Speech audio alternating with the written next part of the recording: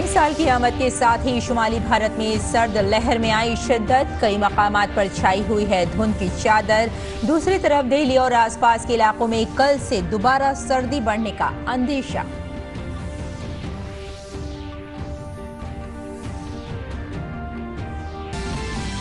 राजस्थान के पाली में बांद्रा से जोधपुर जाने वाली सूर्यनगरी एक्सप्रेस के कई डिब्बे आज सुबह पटरी से उतरे। किसी जानी नुकसान की इत्तला नहीं। राहती अशिया के साथ मौके पर पहुंची दूसरी ट्रेन। रेलवे ने मुसाफिरों और उनके लवाहिकीन के लिए हेल्पलाइन नंबर किए जारी। बीजेपी के कौमी सदर जगत प्रकाश नड्डा आज रहेंगे महाराष्ट्र के दौरे पर। नड्डा चंद्रपुर और औरंगाबाद में मजहबी और पार्टी प्रोग्रामों में होंगे शामिल।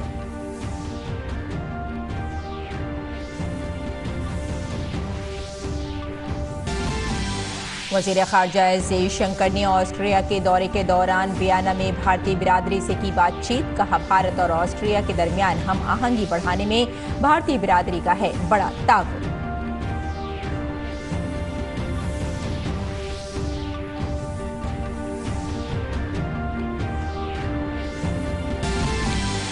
दिसंबर 2022 में जीएसटी की वसूली गुज़श्ता साल की इसी मुद्दत के मुकाबले 15% ज्यादा कुल 1.49 लाख करोड़ रुपए की हुई वसूली।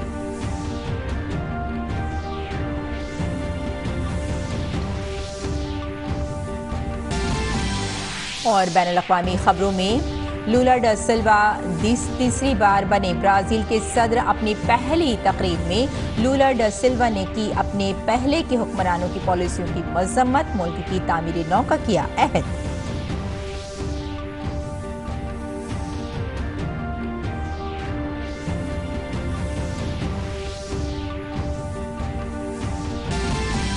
और मुंबई में बीसीसीआई की रिव्यू मीटिंग में हुए अहम फैसले। अब कौमी टीम में जगह के लिए योयो टेस्ट के साथ डेक्सा टेस्ट भी पास करना हुआ लाजमी। खिलाड़ियों को आईपीएल मेजर खेलने और मुल्क के मैचों में आराम करने की नहीं मिलेगी इजाजत।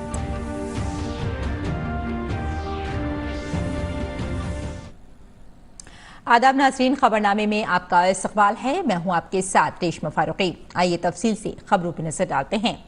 महकमा मौसमियात ने आने वाले दिनों में पंजाब, उत्तर प्रदेश और बिहार में घनी धुंध और शदीद सर्दी की पेशगोई की है।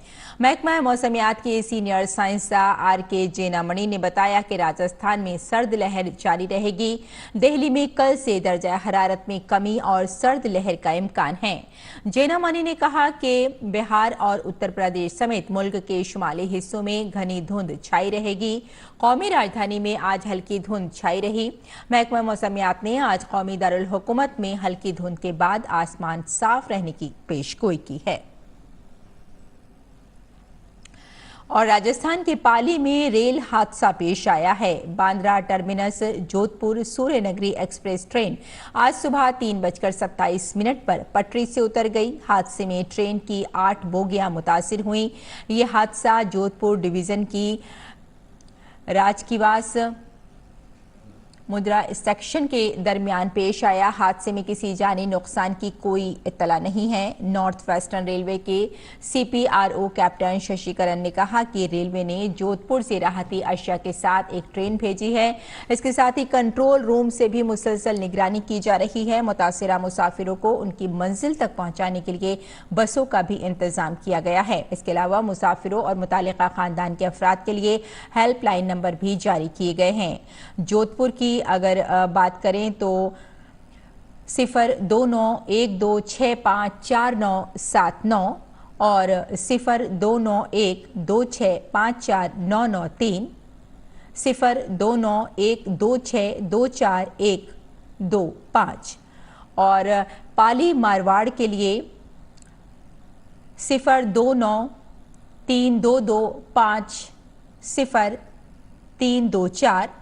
मुसाफिर और मुतालिका खानदान 138 और 1072 पर राब्ता करके भी मालूमात हासिल कर सकते हैं।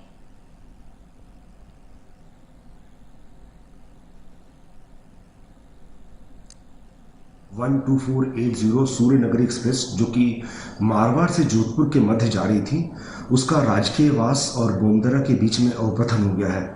इस अवपतन के फलस्वरूप लगभग 11 कोच प्रभावित हुए हैं, लेकिन कोई जनहानि की सूचना अभी तक प्राप्त नहीं हुई है।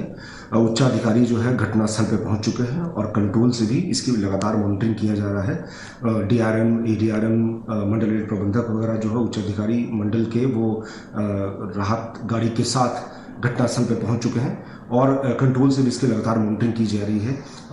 जो प्रभावित यात्री हैं, उन जो फंसे हुए हैं वहाँ पे, उनके लिए बसेस का इंतजाम किया गया है ताकि उनको गंतव्य स्थान पर ले जा सके।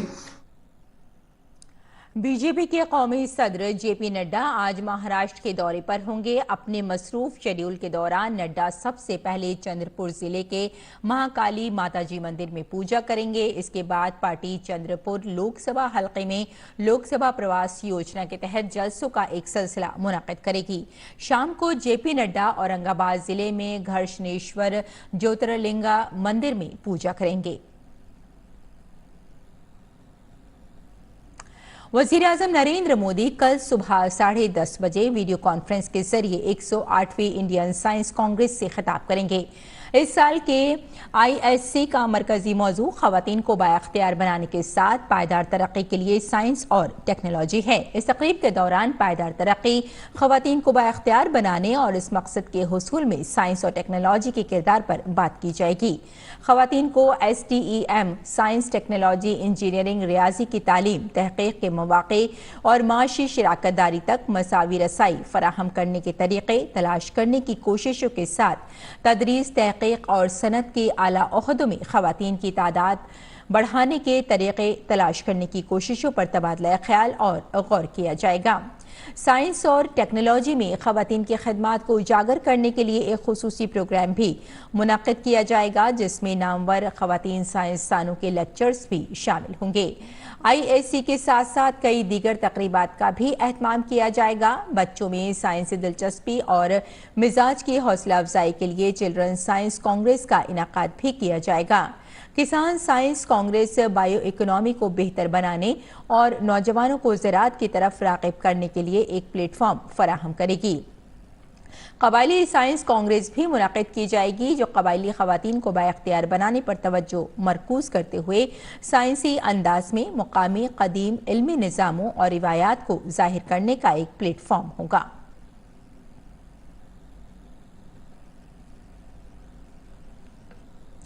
और गुंटूर में आंध्र प्रदेश के साबिक वजीर आला और तेलुगु देशम पार्टी के सरबराह चंद्रबाबू नायडू के रोड शो के दौरान भगदड़ में 3 अफराद हलाक और मुतादिद जख्मी हो गए। जख्मियों को करीबी अस्पताल में दाखिल कराया गया है। 28 दिसंबर को भी ऐसा ही वाकया कुंडुकोर में नायडू की रैली में पेश आया था, जिसमें 8 लोगों की मौत हो गई थी। बताया जा रहा है कि चंद्रबाबू नायडू की रैली गुंटूर के विकास नगर पहुंची थी। यहां संक्रांति उपहार प्रोग्राम मुनक्किद किया गया था। इस दौरान भगदड़ मच गई।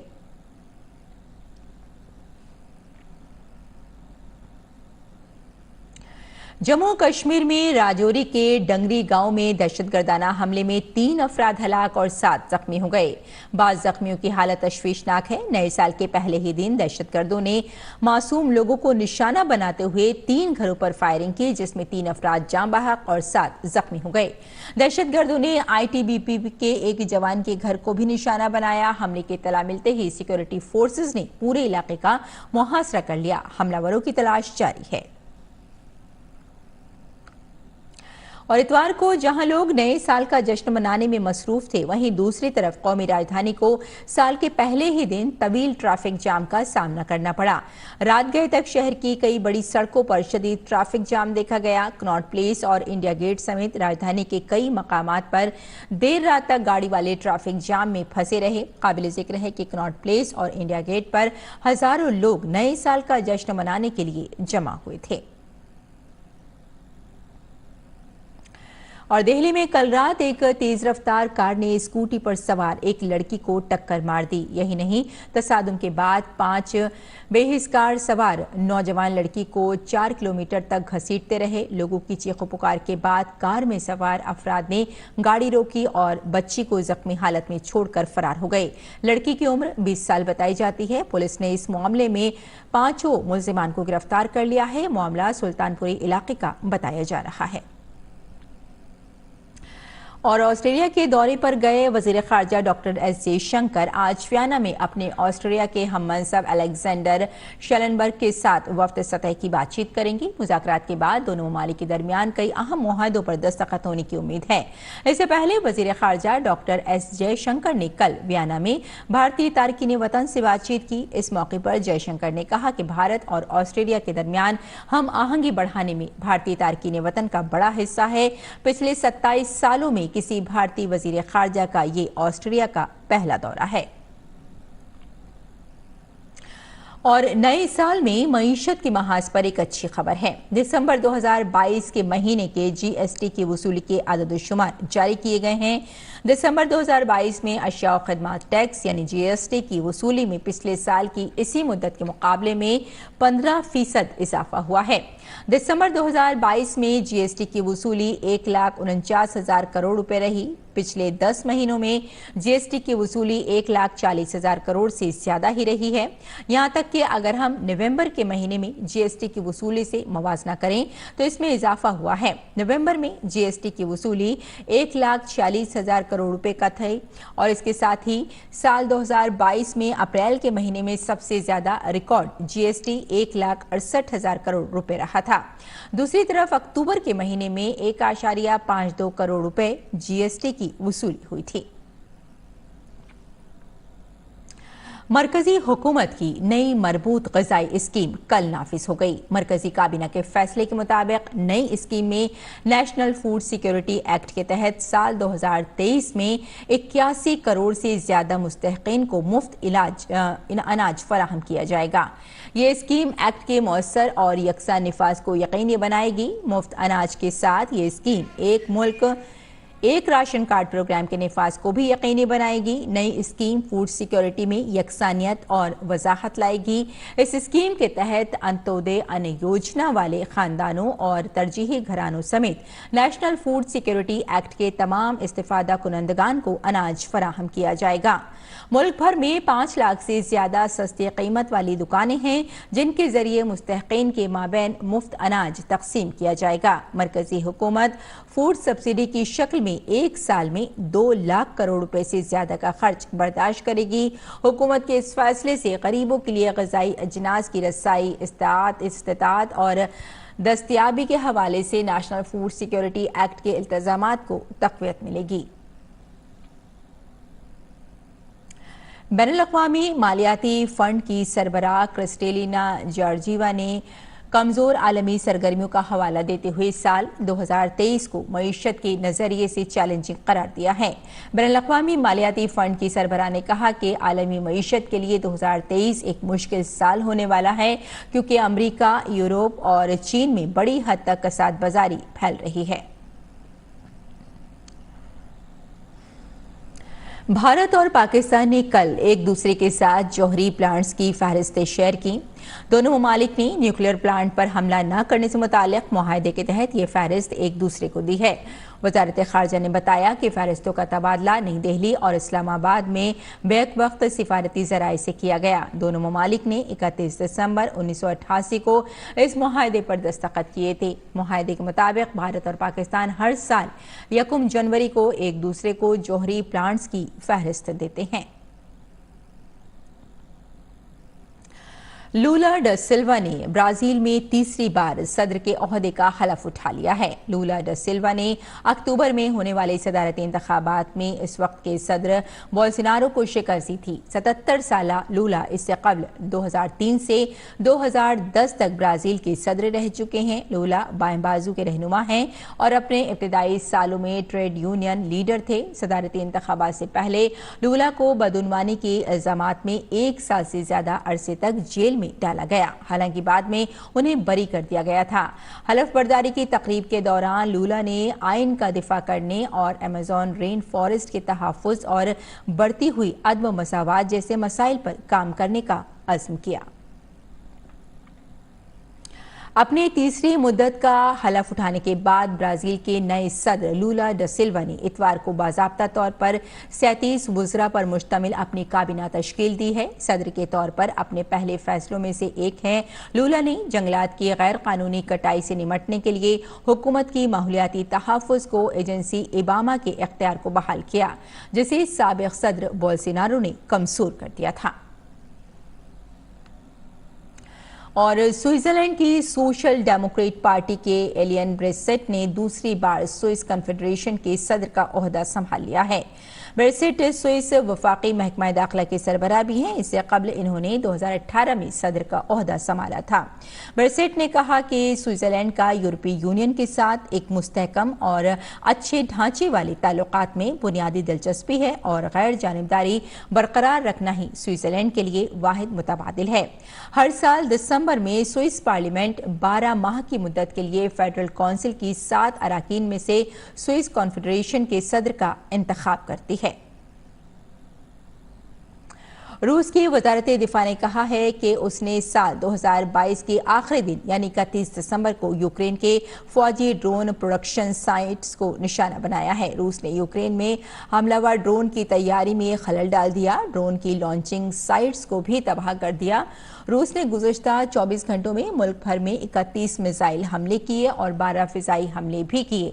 यूक्रेन की फिजाइया की कमान का कहना है कि इसने रातों रात ईरान के 45 ड्रोन्स को तबाह कर दिया, जिनमें से 32 को यूक्रेन ने इतवार को तबाह कर दिया था।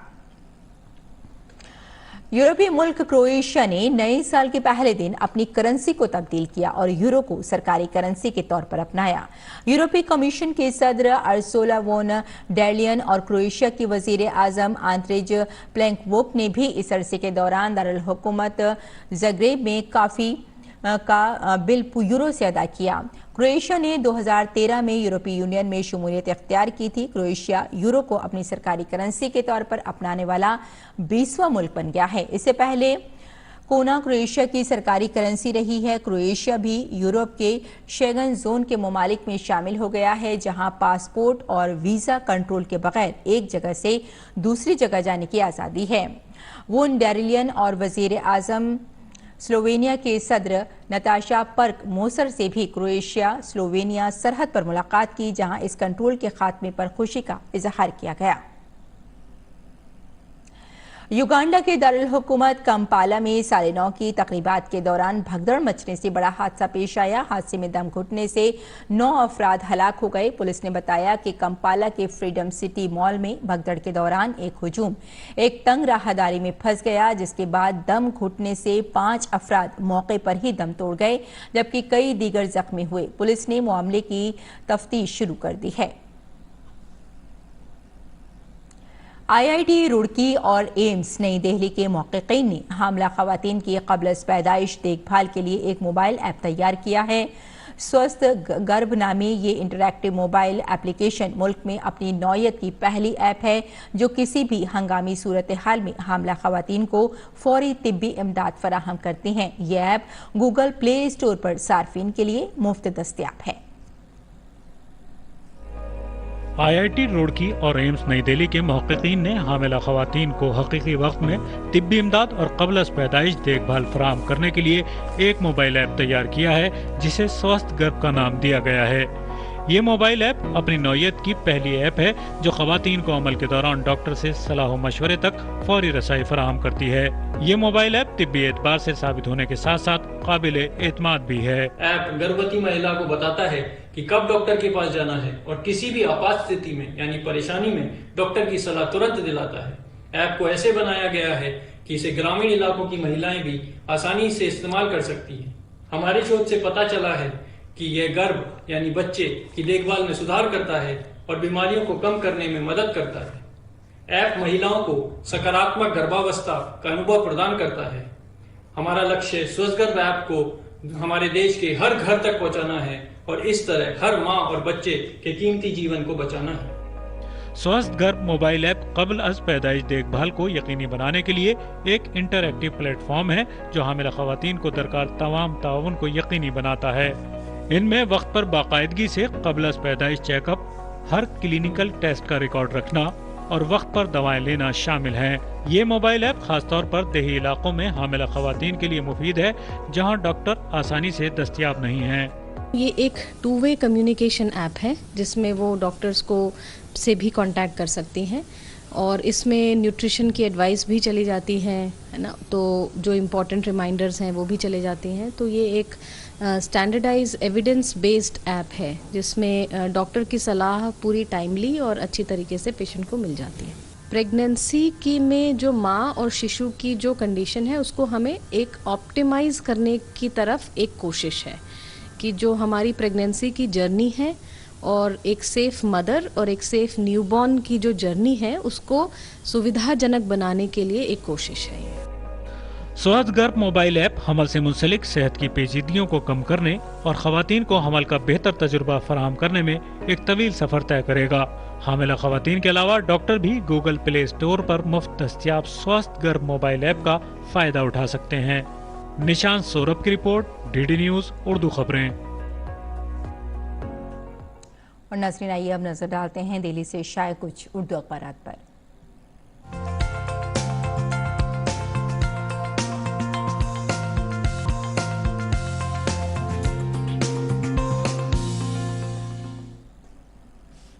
तो अखबारात के जायजे में नाज़रीन सबसे पहले बात करते हैं रोजनामा राष्ट्रीय सहारा की। राष्ट्रीय सहारा के सफ़े अव्वल की सुर्खी है, वजीर आजम के प्रिंसिपल सेक्रेटरी ने कोरोना से निमटने की तैयारियों का जायजा लिया है। वजीर आजम के प्रिंसिपल सेक्रेटरी पीके मिश्रा ने ये बात भी कही कि मुल्क में इंसाकॉग लैब में 500 नमूनों की जीनोम सीक्वेंसिंग भी की जा रही है। आपको बता दें नाजरीन के मुल्क में कोरोना केसेस में मुसलसल इजाफा देखा जा रहा है और इसी ताल्लुक से कोरोना से निमटने की तैयारियों का जायजा लिया वजीर आजम के प्रिंसिपल सेक्रेटरी ने। और इसी अखबार की अगली खबर पर आइए नजर डाल लेते हैं। हिंद पाक में न्यूक्लियाई तंसीबात की फहरिस्त का तबादला किया गया है और आपको यहाँ ये भी बता दें कि वजारत खारजा ने कहा है कि पाकिस्तान के 434 कैदी भारतीय जेलों में बंद हैं जिन्हें जल्द ही रिहा किया जाएगा। और पाक ने बताया कि 705 भारतीय पाकिस्तान में कैदी हैं। भारत ने कहा है कि जल्द अज जल्द भारतीय कैदियों को रिहा किया जाए। एक दूसरे की जेलों में बंद शहरियों और माही की फहरिस्तों का भी जिसमें तबादला किया गया है और भारत ने कहा है पाकिस्तान से कि जल्द अज जल्द इन्हें रिहा किया जाए। और आइए अब नजर डाल लेते हैं रोजनामा हमारा समाज पर। हमारे समाज के सफ़े अव्वल की नाज़रीन ये सुर्खी है कि ओल्ड एज होम में भयानक आतिशज़दगी और 2 की मौत बताई जा रही है। आपको बताते चलें कि ये हादसा जुनूबी ज़िले के ग्रेटर कैलाश पार्ट 2 इलाके में पेश आया है। और नाज़रीन यहाँ फायर ब्रिगेड के अमले ने जान पर खेलकर 6 लोगों की जान बचाई है और फॉरेंसिक टीम जांच में यहाँ पर मसरूफ़ है। और आइए अब इसी अखबार की अगली खबर पर नजर डाल लेते हैं। छेड़खानी के मुलजिम हरियाणा के वजीर खेल ने इस्तीफा दे दिया है। हरियाणा के वजीर खेल और हॉकी इंडिया के साबिक कप्तान संदीप सिंह के खिलाफ एक खातून कोच ने जिनसी हरासानी का इल्ज़ाम लगाया था। संदीप ने इल्ज़ामात को मुस्तरद कर दिया है और कहा है कि मैं इस्तीफ़ा दे रहा हूं, लेकिन जल्द ही ये सारे इल्ज़ामात मुझे यकीन है कि मेरे ऊपर से मुस्तरद हो जाएंगे और मैं फिर से बहाल हो जाऊंगा अपने ओहदे पर। और आइए अब नज़र डाल लेते हैं अगली खबर पर। अगली खबर आपको बता दें कि अनिल कुमार लाहौटी ने रेलवे बोर्ड के चेयरमैन CEO का ओहदा संभाल लिया है। और आइए अब नज़र डाल लेते हैं रोजनामा हिंदुस्तान एक्सप्रेस पर। हिंदुस्तान एक्सप्रेस की ये खबर है कि बढ़ती हुई आलूदगी के पेश नज़र हुकूमत का सख्त कदम उठाने का फैसला बताया जा रहा है। और मरकज़ के एयर क्वालिटी कमीशन ने भी कहा है कि दिल्ली और आसपास के इलाकों में कोयला और दीगर ममनुआ ईंधन का इस्तेमाल करने वाली जो सनतें हैं उन्हें बंद किया जा सकता है और ये भी कहा है कि भारी उनको जुर्माना भी देना पड़ सकता है। और अब नज़र डाल लेते हैं अगली खबर पर। अगली खबर है भी हमने इसी अखबार से ली है। रोनाल्डो से मुआहदे के बाद अल नस्र क्लब के इंस्टाग्राम फॉलोअर्स में 25 लाख का इजाफा बताया जा रहा है और अल नस्र के बीच ये जो डील हुई है फुटबॉल की तारीख में सबसे महंगी डील में से एक बताई जा रही है। और आइए अब एक और अगली खबर देख लेते हैं। 2023 के पहले ही दिन शुमाली कोरिया ने बैलिस्टिक मिसाइल लॉन्च किया है और यहाँ आपको ये बता दें कि प्योंगयांग की इश्तियाल अंगेजों का जो जवाब देना होगा जनूबी कोरिया के सदर का ये रद्द-ए-अमल बताया जा रहा है।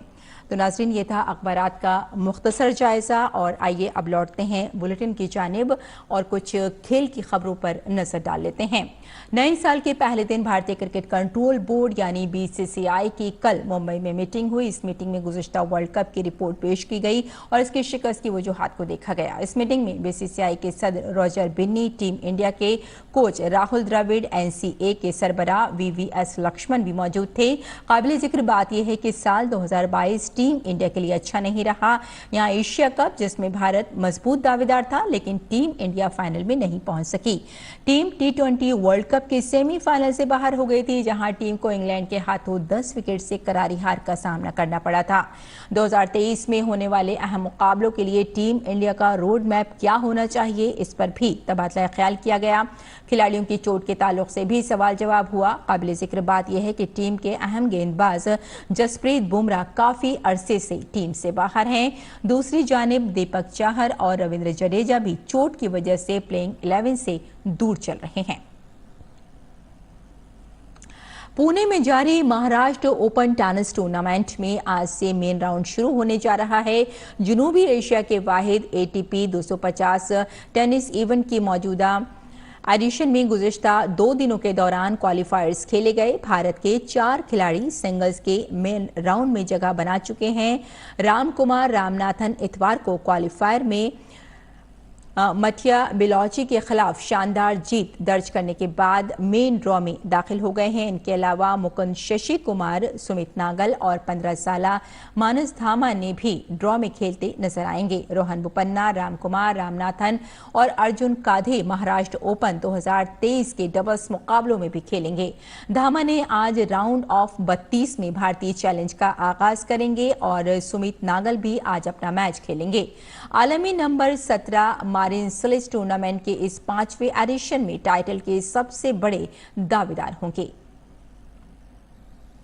और आइए अब नजर डाल लेते हैं मुल्क भर के मौसम के मिजाज पर।